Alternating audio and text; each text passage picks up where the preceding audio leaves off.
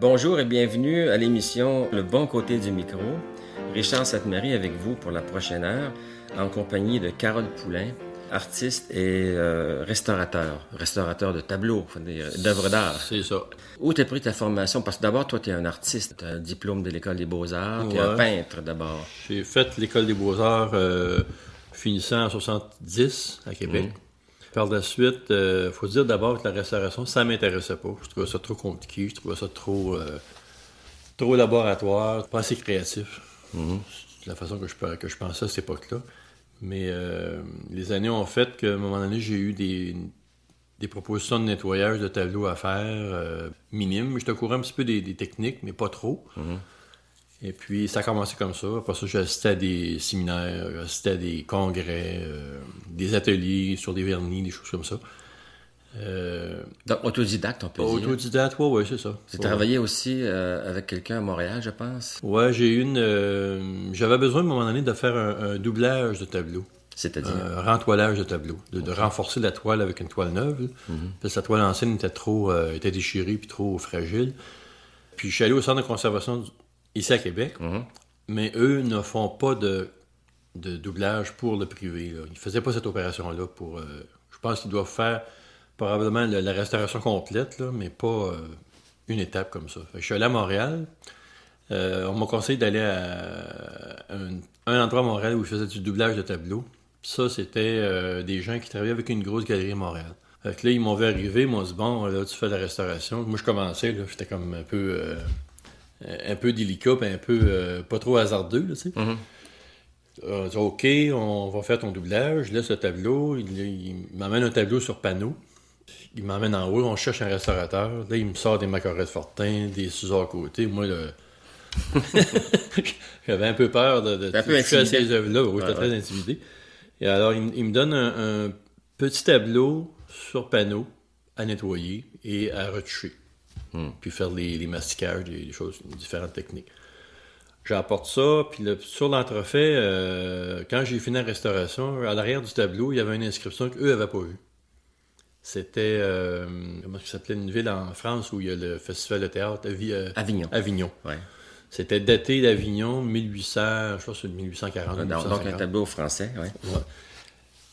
En utilisant la technique qu'on faisait quand on était jeune, avec un 25 sous, là. Oui. Tu mets une feuille par-dessus. Tu frottes avec un crayon. Tu frottes avec un crayon. Puis là, toute la signature est apparue avec la date. Avec le gars, Morel était tout content de ça. Tu sais, ça commençait bien pour travailler ensemble. Fait que mais si je comprends bien, tu étais là à l'essai, comme, ou tu étais pour apprendre, ou... Ben, pour apprendre... Ouais, ben, j'avais déjà nettoyé quelques tableaux, mais pas plus loin, là, tu sais. Des techniques de base, vraiment, là. Puis quand il a vu ça, ben, il a dit « OK, on va... » Il était content, lui. Il dit « Mon client va être content, il y a une signature, donc le tableau prend de la valeur. » Oui, parce qu'un tableau signé, ça vaut plus cher. Ben, ça vaut plus cher qu'un tableau pas signé. Bon. C'est un peu ridicule parce que dans le fond, quand on regarde un meuble ancien qui est pas signé, le meuble ancien, ben, c'est sûr qu'il y a des meubles qui sont signés, mais des meubles qui sont pas signés qui valent aussi qui valent assez d'argent. Mais finalement, c'est ça. J'ai travaillé pour eux autres 7-8 ans. Ils m'apportaient des tableaux de différentes provenances. Puis, faut dire qu'il y avait certains problèmes que...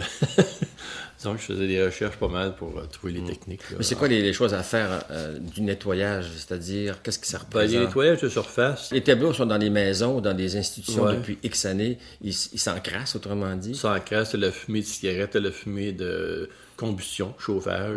Comme dans les églises, t'as la combustion des cierges aussi qui laisse un dépôt là, avec le temps. Ça fait, quand je regarde un Plamondon, 1860, mais ça fait 100 quelques années que les cierges se ramassent de la fumée là-dessus. C'est l'encens, les cierges de chauffage. Fait qu'ils ils vont pas laver les tableaux. Là, tu sais, Alors, c'est quoi? Qu'est-ce que tu fais avec ce tableau-là pour le nettoyer? Ben, il y a différents produits qui existent. Souvent, c'est des produits qui vont dissoudre les graisses, parce que c'est un peu graisseux, là, la fumée puis la combustion. Qui vont dissoudre ça, puis c'est un nettoyage de surface, tout simplement. T'arrives jusqu'au vernis. Jusqu'au vernis. Que le peintre avait mis. Oui. Puis le vernis, souvent, quand ça fait un certain temps, comme le vernis d'Amar, c'est un peu la base de tous les vernis, là, avec le temps, il va brunir. C'est une résine. Hein. Ouais. C'est un peu comme une gomme de sapin. Ça brunit en s'oxydant. Puis souvent, c'est ça qui altère la couleur. Fait que vu que c'est une couleur brunâtre, ben toutes les couleurs froides, comme les verts, les bleus, les violets, ils disparaissent complètement. Ils Les bleus deviennent deviennent verts. Vert, Puis, ouais. alors, Alors, t'enlèves le vernis, ça? enlève le vernis, ouais. Sans toucher à la Sans peinture. toucher à la peinture. Puis ce qu'il faut comprendre, c'est que le vernis, c'est une résine. Hein. Fait que la résine se dissout avec un diluant. Soit térébenthine ou d'autres choses.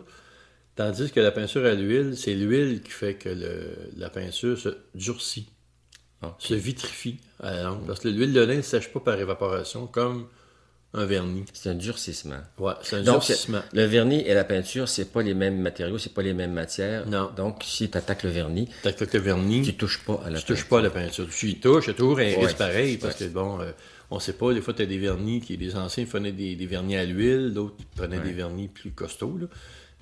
Mais normalement, l'huile, un tableau ancien, c'est ça qui est rassurant, c'est tellement vitrifié, fait que tu peux mettre un produit très très fort, genre acétone. Seigneur, c'est fort, ça ça, ouais. attaque pas, ça attaquera pas le. Là, tu vas enlever le vernis qui est oxydé, puis Ouais. tu vas le remplacer par un vernis. Souvent, c'est un vernis d'amarre ou un vernis. Il y a des vernis maintenant pour la restauration là, qui sont réversibles. Le d'amarre est toujours réversible pareil. Là. Ah, OK. Mais tu as des vernis de restauration qui sont à base de résine synthétique, qui sont dilués avec un. Parce qu'il faut bien comprendre que si tu restaures un tableau du 17-18e siècle, tu vas utiliser des matériaux de 2005. Oui. C'est des matériaux actuels. Là. C'est ça, ouais. Là, on peut pas. Les gens ils me demandaient à un moment donné, c'est utilises-tu des vieux pigments pour. Ouais.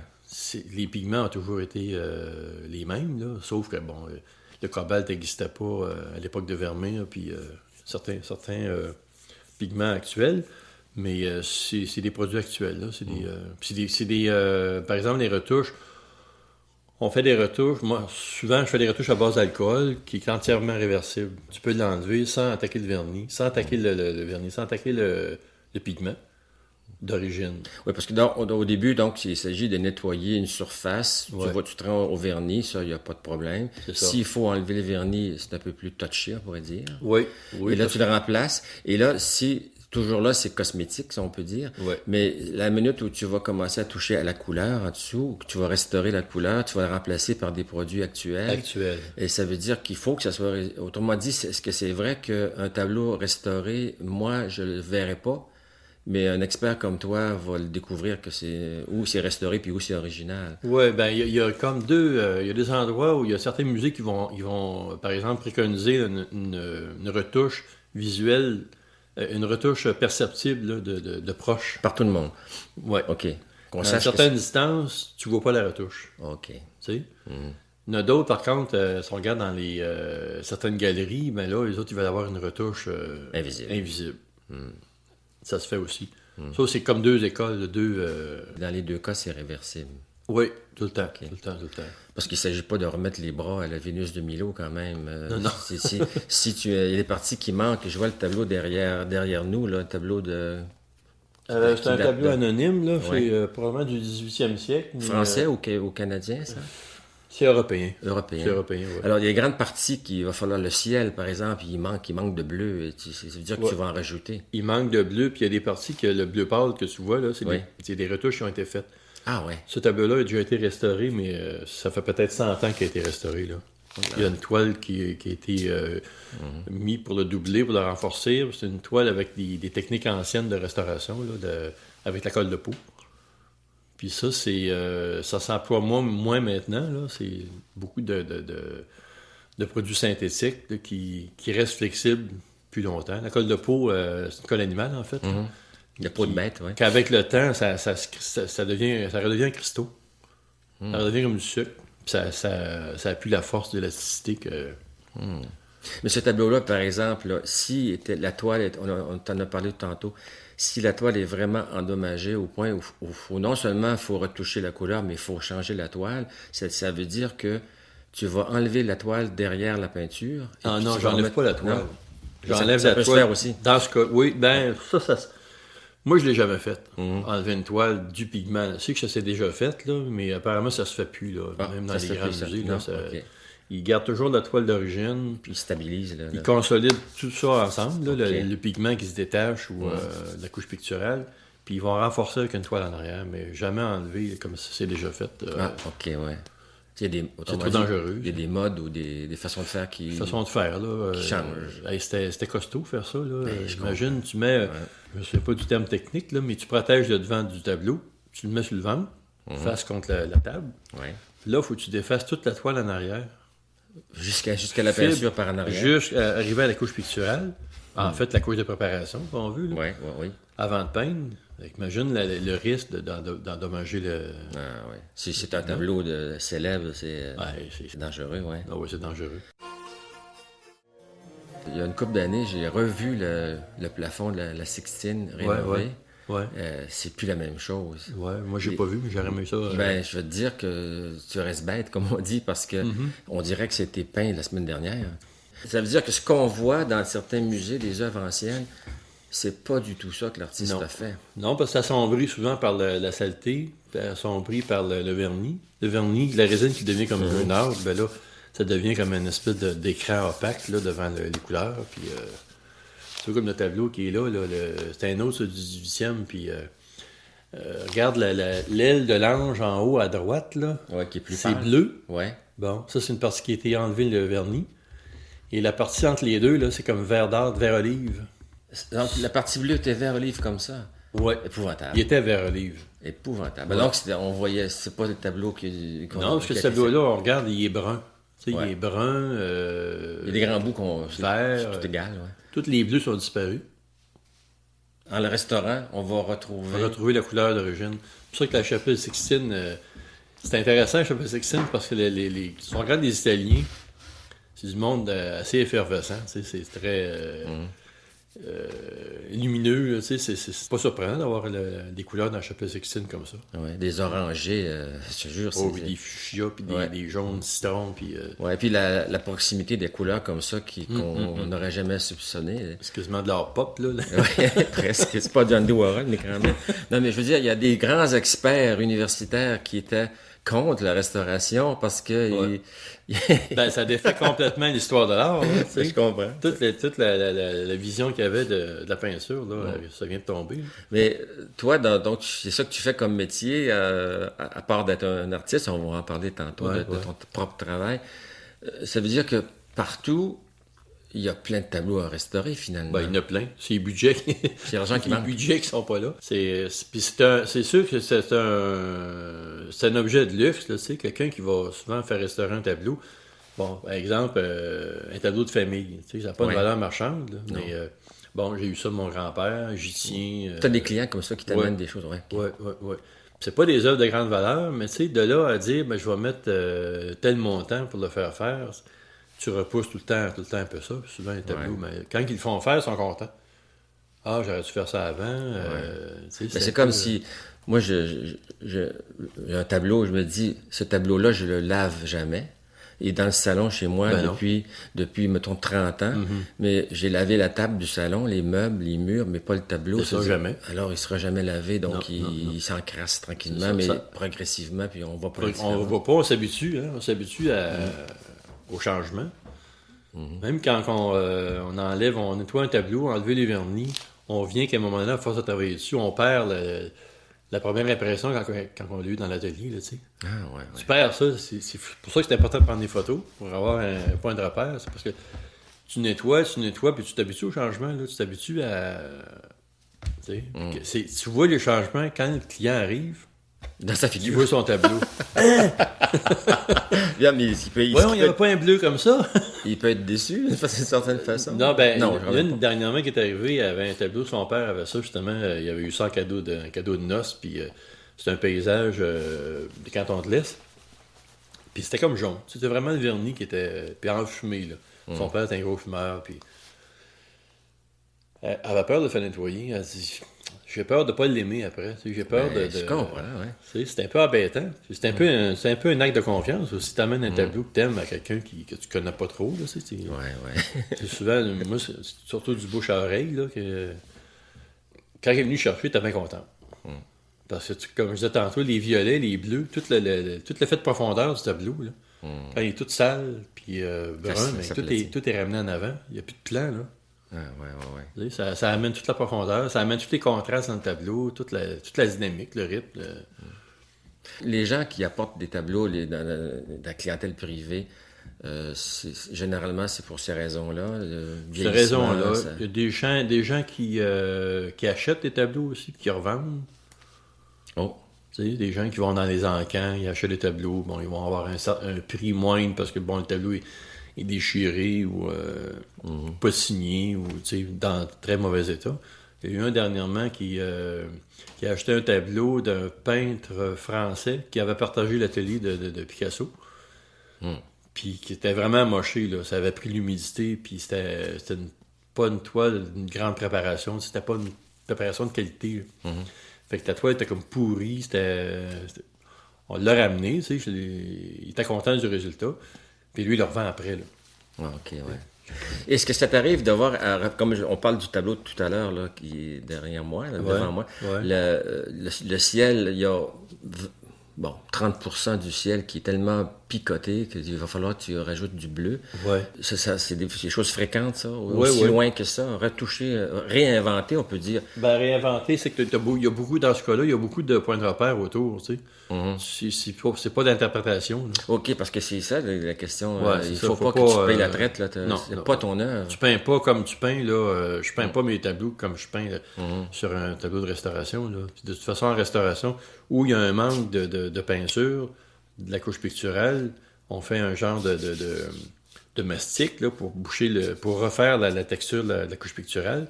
Et après ça, on fait la retouche, mais uniquement à l'endroit où il y a un manque. Tu passes pas par-dessus à côté. Ah non, parce que tu passes par-dessus, c'était très facile de perdre le contact, là, tu sais. Très facile. C'est un faux tableau à ce moment-là. Ben, là, c'est plus un tableau d'origine. Oui, c'est ça. Tu vas avoir une partie ancienne, puis la partie retouchée être bien lisse, bien moderne. Ça marche pas, là. Il faut vraiment travailler dans l'esprit du tableau. C'est ça qui est la difficulté, en fait. Là. C'est un respect. Oui. Comme dans ce cas-là, toute la partie en haut des bleus pâles qu'on voit, ça, c'est des retouches de l'ancienne restauration. Il va falloir que j'enlève. Mais toi, tu vas savoir qu'est-ce qui est vraiment... qu'est-ce qui a été rénové, puis qu'est-ce qui est original. Tu le vois avec tes yeux. Ouais. Mais dans d'autres parties, là, on voit qu'il y a eu des nettoyages de fait à droite, en bas. Là. Comme les moutons, là. Ouais, c'est usé, là. On voit que la partie de la toile, là, ils ont pris un produit trop fort. Ils ont peut-être pris de l'acétone pur. Parce que comme ça, tantôt, l'acétone, c'est un des produits, mais tu n'emploies jamais un produit pur sur un... Ça, c'est important de le spécifier parce que des fois, j'avais des téléphones, des gens me téléphonaient comment tu nettoies un tableau? Ben oui, mais quand t'as pas vu le tableau, tu sais pas ce qu'il y a, tu sais pas dans quelle condition. Ils veulent que tu les conseilles pour qu'ils le fassent eux-mêmes. Ouais, au téléphone, c'est jamais de la vie, tu sais. Puis de toute façon, un diluant comme ça, tu ne mets jamais ça pur, tu mets un neutralisant dedans, tu sais, un pourcentage pour pas qu'il me gruge ton affaire. Ouais. C'est toujours délicat, là. C'est pas... même sur un tableau, tu pars avec une recette, disons, tu te fais un diluant, mais en cours de route, ça peut changer. Tu arrives sur certaines couleurs, comme les rouges alisarin, rouge vin. Oui. Ça, c'est très sensible. Même si ça fait 100 ans que c'est sur le tableau. Fait que tu peux pas arriver à dire, prends ça, là, puis pars avec ça, puis tu pars sur le tableau. Le rouge, il commence à décolorer, là. Faut que tu arrêtes. Il faut que tu arrêtes, oui. Tu sais, il faut que tu changes ta recette, tu diminues, tu sais. Puis il peut y avoir des cas où l'artiste a pris différents vernis pour différents endroits, des fois même des vernis colorés. Oui, alors, à ce moment-là, si tu enlèves le vernis coloré, lui, il voulait cette coloration-là. Ben, c'est ça. Il faut que dans ta restauration, tu en tiennes compte. Oui, puis j'ai eu une pochade à un moment donné d'un des fondateurs de l'École des Beaux-Arts de Montréal. Mais lui, il avait fait une pochade au vernis sur un panneau. Fait que quand tu enlèves le vernis sur une pochade au vernis, tu enlèves l'œuvre. Tu travailles, là, tu as ton diluant d'une main, puis tu as ton neutralisant de l'autre. Tu sais, tu enlèves le vernis, tu neutralises. Tu enlèves le vernis, tu neutralises pour abaisser. Ça, c'est juste aminci, dans le fond, fait qu'on n'enlève pas tout le vernis. Mais ça, c'est risqué. C'est très risqué. Ouais. Est-ce que tu restaures d'autres choses que des tableaux, des œuvres sur papier, des sculptures, des objets? Non, les œuvres sur papier, c'est bien rare. C'est pas ma hache. Ça m'est arrivé des fois des clients qui avaient un tableau, 2 tableaux à restaurer, puis qui, j'ai telle sculpture, il y a un morceau qui a cassé, ben là, mais tu sais, c'est pas... c'est principalement les tableaux. Toi, t'es peintre. Ça veut dire que tu as ta propre démarche qui peut, d'une certaine façon, des fois être en conflit avec ton travail de restaurateur. Ouais, c'est en conflit. Ben, disons que c'est reporté. J'ai jamais suivi, tu sais. Un artiste qui a une production, puis qui a une production là, continue. Continue, ouais. Quand tu crées, ben, c'est en créant que ça avance, tu sais. Mais si t'arrêtes, comme moi, à un moment donné, j'ai eu une période de restauration, ça va être 3 mois, 4 mois. Là, entre 2 grosses restaurations, là, j'arrête, je me prends un temps de recul, puis ça peut m'arriver de prendre 1 semaine, 2 semaines de création, ou 1 mois, ça dépend. Donc, tu as des périodes intenses de restauration. Ouais. Pendant ce temps-là, tu peux pas travailler Tu peux sur pas créer, tu peux pas faire les deux. Ouais. Tu peux pas faire les deux. Quand tu crées, il faut vraiment que tu sois dans la création uniquement. Tu peux pas être un créateur jusqu'à midi, puis à midi et 5, non. devenir... Alors, j'ai essayé toutes sortes de façons de genre 3 jours semaine restauration, 2 jours création, mais quand tu commences la création, ça te prend ça 2 jours, tu sais, puis te remettre dedans, là, tu sais. Ouais. Quoi qu'avec le temps, ça va vite, 2-3 heures, puis t'es dedans, puis ça décolle, tu sais. Ça prend une grande gymnastique de l'esprit pour arriver à ça. Restaurer des tableaux anciens, ça dépend du tableau, mais d'ailleurs, ils ne sont pas toujours anciens. Des tableaux, j'imagine que tu restaures aussi des tableaux récents qui ont été endommagés par différentes... ça peut être le transport, ça peut être un dégât d'eau, ça peut être un tableau qui tombe, des choses comme ça, là. Donc, tu as affaire à la matière picturale, puis tu as aussi affaire à la manière de peindre de l'artiste, qui n'est pas la tienne, forcément. Non, c'est pas la mienne. Puis de toute façon, même si c'est un pain gestuel, j'ai eu des bordures à restaurer, tu travailles pas de façon gestuelle. Tu sais. Les manques dans la couche picturale, c'est souvent minime. Fait que t'as pas à faire le geste de tu ne refais pas le tableau, justement. Mais non.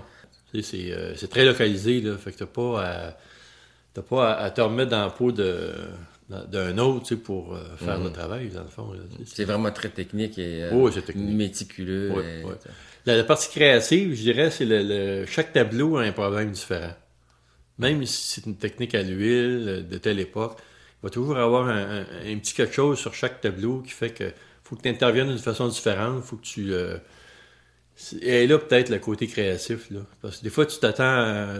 Tu vas faire des travaux de restauration que tu n'attendais pas de faire. Tu n'attends pas de faire telle chose, telle façon de procéder.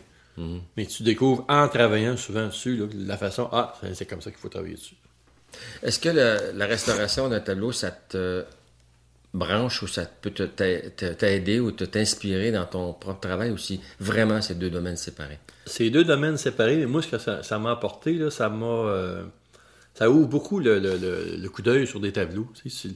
La période là, qu'ouvre les tableaux, c'est grand, là. C'est quand même 400 ans. Tu sais, la peinture à l'huile a été inventée quoi en 1500, 1600, 15e siècle, 16e siècle. Mais un bon tableau, il va y avoir un bon tableau au 18e siècle, il va y avoir un bon tableau au 20e, il va y en avoir des pourris au 17e, des pourris au 20e, tu sais. Fait que ça ouvre très large, ça relativise le côté créatif de la peinture, là. Moi, ça m'apporte ça. Tu sais, c'est que il y a des modes dans ça aussi, là. Tu sais, au 17e, on peignait de telle façon. Bon, les seins avec les fleurs autour, avec des petits bébés dans le ciel. Tu sais, bon, ça, c'était une mode. C'est vraiment une mode. Mais quand tu arrives au 20e siècle, t'as un autre mode aussi, là. T'as des modes dans l'art, puis que ça passe vite, là. T'as des tableaux, par exemple, qui vont... un bon tableau, reste un bon tableau. Il va durer, Fait que ça fait un peu de ménage dans tout ça, là. Puis quand t'arrives dans tes affaires à toi, t'en fais pas de compromis. Moi, dans l'exposition que j'ai faite à l'automne, c'est une exposition de dessin, peinture, puis il y avait des textes aussi.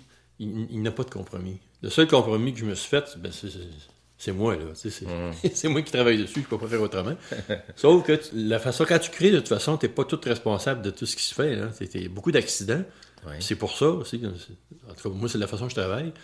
Fait que tu te rends disponible à ce qui se passe, mais tout le cheminement avec la restauration fait que c'est ça, tu fais pas de compromis. Tu arrives dans tes affaires à toi, tu fais pas de compromis. De toute façon, je sais pas, c'est pas comme un peintre qui dit moi je veux faire de la peinture pour gagner ma vie.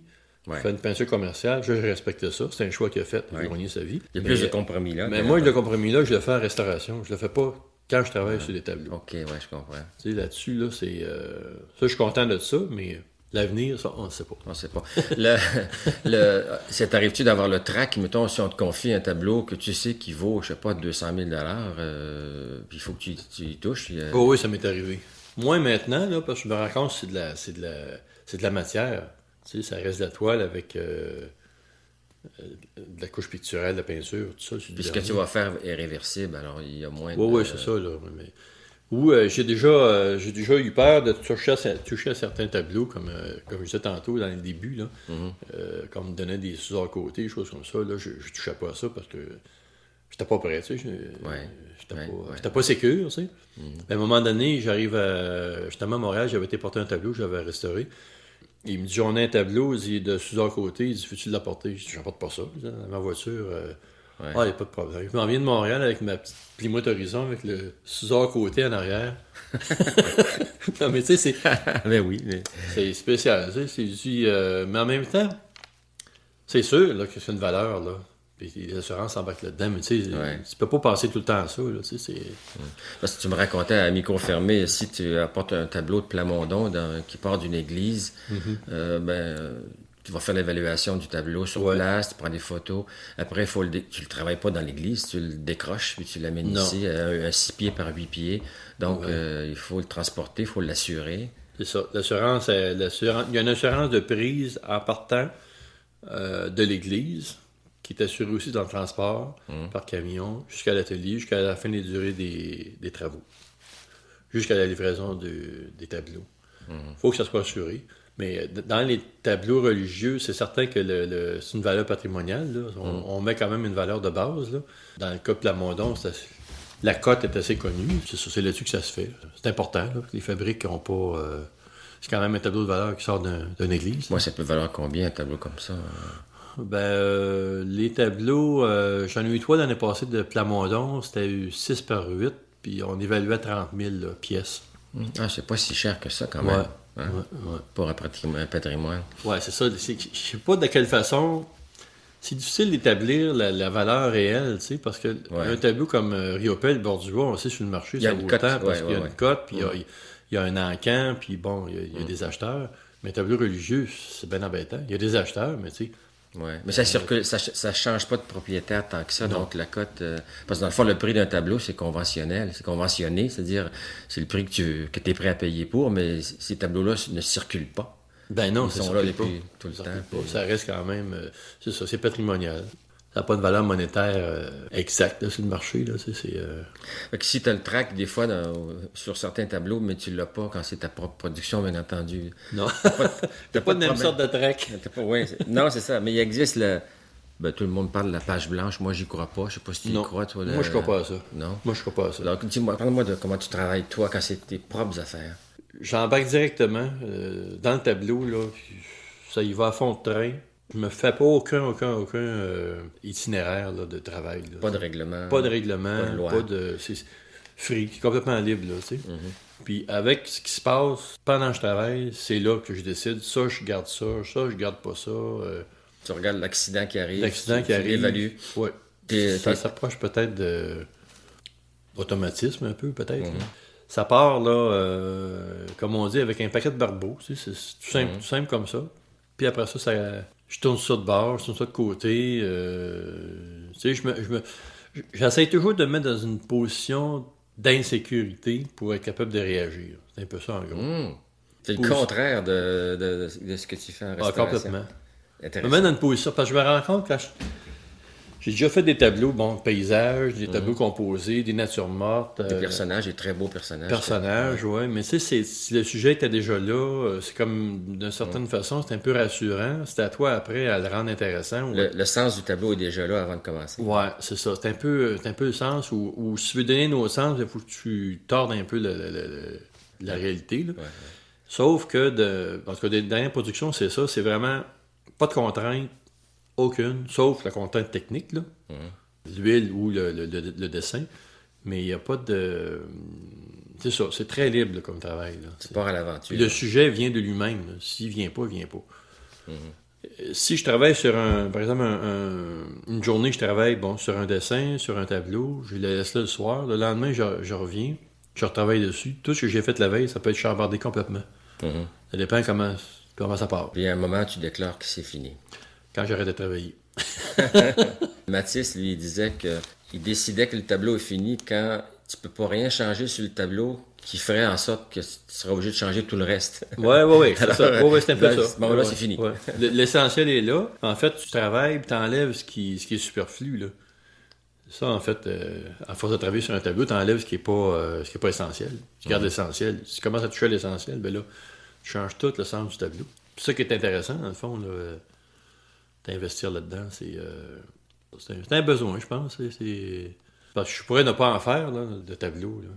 L'année passée, je trouvais ça intéressant parce que justement, j'avais moins de restauration à faire. Ça m'a permis de... Parce que j'avais commencé une série de dessins depuis 2 ans. Même j'avais beaucoup de restauration. Entre 2 contrats de restauration, souvent, là, je me prenais du temps. C'était du dessin. C'est rapide, t'as pas beaucoup de matériaux à sortir. Puis c'était de l'improvisation. L'année passée, j'ai eu moins de restauration. À ce moment-là, j'ai fait plus de création. Puis là, j'ai monté une exposition. Le gros de ta clientèle, c'est institutionnel ou c'est privé?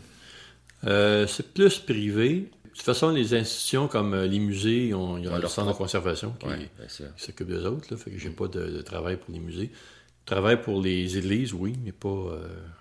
Il y a des galeries, comme je disais tantôt, les privés, là, les tableaux de famille, les gens qui achètent pour revendre. En gros, c'est ça. Là. Puis ça coûte combien faire restaurer? Tu fais une évaluation globale? Tu fais un prix à l'heure? Comment tu fonctionnes? Ben, ce que je fais, pour des travaux importants, là, je fais des tests sur le tableau. Puis je fais une proposition une soumission, en fait. Là. Pour savoir exactement qu'est-ce qu'il faut faire, puis comment ça coûte. Avec une marge de manœuvre, là, toujours une porte ouverte parce qu'il y a toujours peu d'imprévus dans ça. Imprévu, oui. Mais grosso modo, le client, il sait d'avance à quoi il doit s'attendre. Oui, parce que tu pars avec 3 tableaux l'année passée, 3 tableaux Plamondon. Il faut que la fabrique sache là, c'est quoi ça va-tu coûter. Hein? Il y a des montants, c'est large, là. Mais au moins qu'ils sachent, de toute façon, ces tableaux-là, ils étaient subventionnés en partie. Alors, il faut qu'ils sachent un peu dans quoi ils s'embarquent. Là. De la part des peintres eux-mêmes, est-ce que on voit souvent des tableaux qui sont fabriqués avec des moyens assez pauvres? Hein? Il y a même un art, l'arte povera, c'est le dire. Hein? Ouais. Des pigments ou des objets incorporés ou des matières qui sont, je dirais pas douteuses, mais il y a, dans l'art plus actuel, il n'y a pas des tableaux qui vont être très difficile à restaurer dans 100 ans? Ben, moi, je pense que oui, parce que c'est difficile de... Par exemple, j'avais eu un tableau un collage de Junta. Je sais pas si je prononce bien, là, Junta. En tout cas, un peintre qui était à la galerie Zantin, à un moment donné. C'est un peintre espagnol. Il avait fait des collages avec des différents morceaux de carton, de bois. Il avait coloré ça avec de la gouache. Il avait mis des touches de clarinette en cuivre. Il avait mis de la gouache là-dessus. Ouais. Fait que, à un moment donné, la gouache, elle a craqué, bien sûr. Elle a levé, puis elle a tombé, en partie. Fait que là, c'est quoi la restauration de ça? Là, à chaque fois que tu arrives avec un objet comme ça, il faut que tu penses, là, qu'est-ce qu'il faut faire? Puis est-ce que tu repeins toutes les clés à la gouache?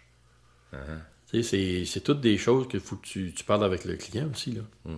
Parce que c'est toujours le client qui a le dernier mot, en fait. Là. Si tu travailles comme des restaurateurs travaillent à une institution, eux autres, ils ont une éthique. On préserve l'œuvre, on ne fait pas d'intervention qui va changer l'aspect de l'œuvre, c'est correct. Mais c'est affaire à un client privé qui dit « Moi, je veux l'avoir tel qu'il était », c'est un peu... il faut en parler, là, c'est ça. Là. Si l'artiste est vivant, c'est plus facile, non? Oui, ben là, tu consultes l'artiste, puis Est-ce que les artistes acceptent volontiers de restaurer leur propre chose? Ils n'ont pas les connaissances non plus. Non, ils savent faire les tableaux, mais pas les restaurer. C'est ça, puis il y a des contradictions là-dedans. Il y avait, je me souviens, au centre de conservation, il y avait une artiste, je pense une artiste amérindienne qui avait fait je pense que c'était une peinture sur une toile de coton, vraiment de mauvaise qualité. C'était de l'art éphémère, dans le sens où elle savait très bien ce qu'elle faisait. Là. C'était de l'art qui voué à la destruction là, dans un court laps de temps. Là. Sauf que, vu que l'œuvre a pris de la valeur, ben là... Oh là là, oui, ça change tout, là. Il voulait la restaurer, la remettre sur un nouveau support, etc. Fait que, c'est quoi l'éthique, là? Des fois, ça change avec le... Ouais, ben il y a certains artistes américains pop des années 70 qui font des remakes. Hein? J'ai vu ça. Au point de vue éthique, c'est un problème. C'est intéressant. J'ai vu une exposition entière. Ça a dû t'arriver aussi. Une exposition entière. Et tu sais très bien que ces œuvres-là sont des refabrications 20 ans plus tard. C'est problématique. T'sais. Imagine-toi que toi, t'es appelé à restaurer quelque chose qui est un remake. Là, on n'en sort plus. Ouais, copie de copie. Copie tu de dois copie. faire un copier-coller. Le problème des œuvres technologiques aussi, c'est que ces œuvres-là sont difficiles à restaurer d'une certaine façon. Ben, ça, je prends des œuvres faites par ordinateur, là, Ouais. à imprimante, là. Ouais, tu fais quoi avec ça? Tu fais quoi avec ça, là? Comment tu restaures ça? Tu changes complètement de matériaux, là. Faut Puis accepter. t'as pas la solidité des tableaux. Tu sais, un tableau du 17e, 18e, 19e siècle, ça reste, c'est de la matière solide. Tu peux intervenir facilement. Il est plus fiable quasiment. Fiable quasiment, ouais. Mais si tu arrives sur un papier, tout ça, le papier, je touche seulement pas à ça parce que c'est trop. Ouais. Mais tu vois, à la Bibliothèque nationale du Québec, on me disait que les livres qui datent de 300 ans, ils se conservent mieux que ceux qui ont été imprimés dans les années 60. Parce c'est que ça. les papiers étaient meilleurs. Jackson Pollock, ils ont restauré, ont fait une rétrospective il y a une quinzaine d'années. Ils ont restauré les dessins qu'ils avaient faits sur des annuaires téléphoniques. Oh là là, ouais. Tu sais, c'est déjà en perdition, là, puis ça n'a même pas 100 ans. Mais il faut s'attendre à ça. Tu sais, c'est peut-être pas la fonction de l'artiste non plus de faire une œuvre durable. Là. C'est ça, ben oui, évidemment. Oui. Hein, c'est ça. Ouais. C'est une autre chose. Peut-être que les gens avant croyaient plus à l'éternité, faisaient des œuvres plus éternelles que maintenant. L'époque actuelle est éphémère. Ouais. C'était vraiment intéressant. Ben, ça m'a fait plaisir. Merci beaucoup, Carole Poulin, d'avoir accepté mon invitation. Ben, c'est moi qui te remercie. Je pense que les gens qui t'ont écouté ont appris des choses nouvelles. C'est un peu le but de l'émission aussi. Ouais, Merci beaucoup. j'espère avoir apporté quelque chose d'intéressant. C'est ça qui a été fait. Merci. Vous écoutiez Le bon côté du micro. Entrevue, montage et réalisation Richard Sainte-Marie. Conseiller au choix musical René Taillefer. À la prochaine.